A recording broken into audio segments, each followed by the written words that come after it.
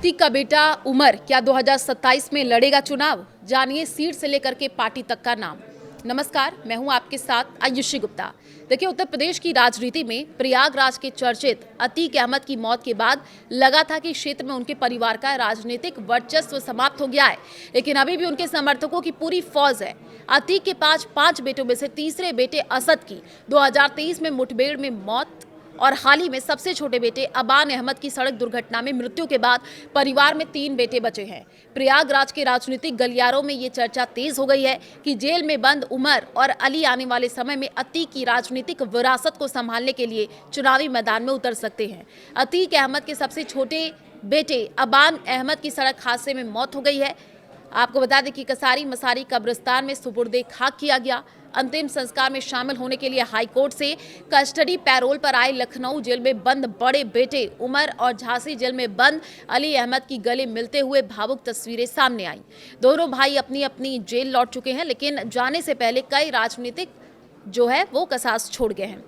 अबान के जनाजे में भारी भीड़ उमड़ी। चर्चा है कि ये भीड़ केवल अंतिम विदाई देने नहीं बल्कि अतीक की राजनीतिक विरासत को संभालने का आग्रह करने पहुंची थी। इसके बाद से ही उमर के चुनाव लड़ने की अटकलें लगाई जाने लगी हैं। ऐसे में सवाल उठ रहा है कि यदि उमर चुनाव लड़ते हैं तो उनकी सीट कौन सी होगी और वे किस पार्टी के बैनर तले मैदान में उतरेंगे। ओवैसी को भेजा पैगाम और एआईएमआईएम से जुड़ाव उमर के चुनाव लड़ने की चर्चाएं उस समय और तेज हुई जब जनाजे के बाद कसारी मसारी कब्रिस्तान में उमर ने अपने छोटे भाई के जनाजे की नमाज पढ़ाई।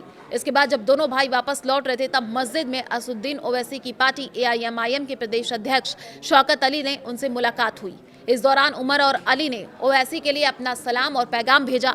एआईएमआईएम के प्रदेश अध्यक्ष शौकत अली ने पुष्टि की है कि अतीक का परिवार आज भी एआईएमआईएम से जुड़ा हुआ है। हालांकि चुनाव लड़ने के सवाल पर शौकत अली ने कहा कि फिलहाल ऐसी कोई बात नहीं हुई है और न ही परिवार ने इस पर कोई चर्चा की है, लेकिन पार्टी अतीक परिवार के साथ खड़ी है। एआईएमआईएम के प्रयागराज महानगर अध्यक्ष अफसर महमूद ने कहा कि यदि अतीक के परिवार से कोई चुनाव लड़ना चाहता है तो पार्टी उसका स्वागत करेगी। उन्होंने याद दिलाया कि 2022 में गुजरात जेल में बंद अतीक अहमद ने परिवार समेत एआईएमआईएम का दामन थामा था। उनकी पत्नी शाइस्ता परवीन ने लखनऊ में बकायदा ओवैसी के मंच पर पार्टी की सदस्यता ली थी। हालांकि बाद में शाइस्ता ने पार्टी छोड़ दी थी, लेकिन परिवार के अन्य लोग आज भी पार्टी से जुड़े हैं। एआईएमआईएम लीगल सेल के अध्यक्ष उसामा नदवी ने भी कहा, यदि परिवार से कोई चुनाव लड़ना चाहेगा तो पार्टी उन्हें पूरा समर्थन देकर के चुनावी मैदान में उतारेगी। पल्लवी पटेल से मुलाकात और सियासी समीकरण।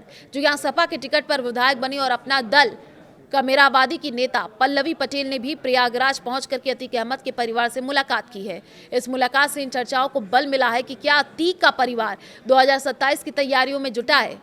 हालांकि पल्लवी पटेल ने इस संबंध में कोई आधिकारिक बयान नहीं दिया है, लेकिन अतीक अहमद के डॉक्टर सोनीलाल पटेल से पुराने संबंध रहे हैं। इस कारण ये कयास भी लगाया जा रहा है कि अपना दल कमेरावादी भी अतीक के परिवार को चुनाव लड़ने का अवसर दे सकती है। उत्तर प्रदेश में इस समय कुछ दल प्रत्यक्ष या अप्रत्यक्ष रूप से अतीक के परिवार के साथ खड़े नजर आ रहे हैं। जनाजे के समय मुख्तार अंसारी के बेटे अब्बास अंसारी ने भी उमर और अली से मुलाकात की थी। प्रयागराज पश्चिमी सीट से चुनाव लड़ने की चर्चा है। अतीक समर्थकों की इच्छा है कि 2027 में उमर या अली में से कोई चुनाव लड़े, लेकिन मुख्यमंत्री योगी आदित्यनाथ के कड़े रुख को देखते हुए फिलहाल अतीक का परिवार सीधे तौर पर कोई जोखिम लेने के मूड में नहीं दिख रहा है और यही वजह है कि परिवार या संबंधित दलों की ओर से चुनाव को लेकर के कोई आधिकारिक बयान जारी नहीं किया गया है।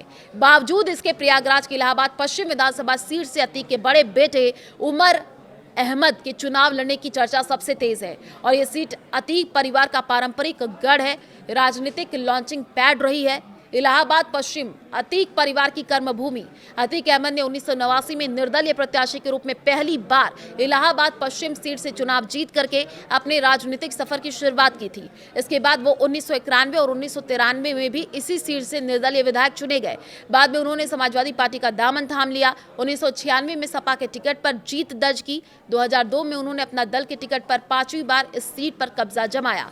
2004 में अतीक अहमद सपा के टिकट पर फूलपुर से सांसद चुने गए, जिसके बाद उन्होंने इलाहाबाद पश्चिम सीट से इस्तीफा दे दिया। इसके बाद हुए उपचुनाव में अतीक के भाई अशरफ सपा के प्रत्याशी थे, लेकिन बीएसपी के राजू पाल ने उन्हें हरा करके जीत हासिल की। यह अतीक के लिए बड़ा राजनीतिक झटका था। इसके कुछ ही समय बाद राजू पाल की हत्या हो गई। 2005 के उपचुनाव में अशरफ जीत दर्ज करने में सफल रहे, लेकिन उसके बाद से अतीक का परिवार इस सीट पर जीत हासिल नहीं कर सका। अब 2027 में उमर अहमद की इसी पारंपरिक सीट से चुनावी मैदान में उतरने की चर्चाएं जोरों पर हैं।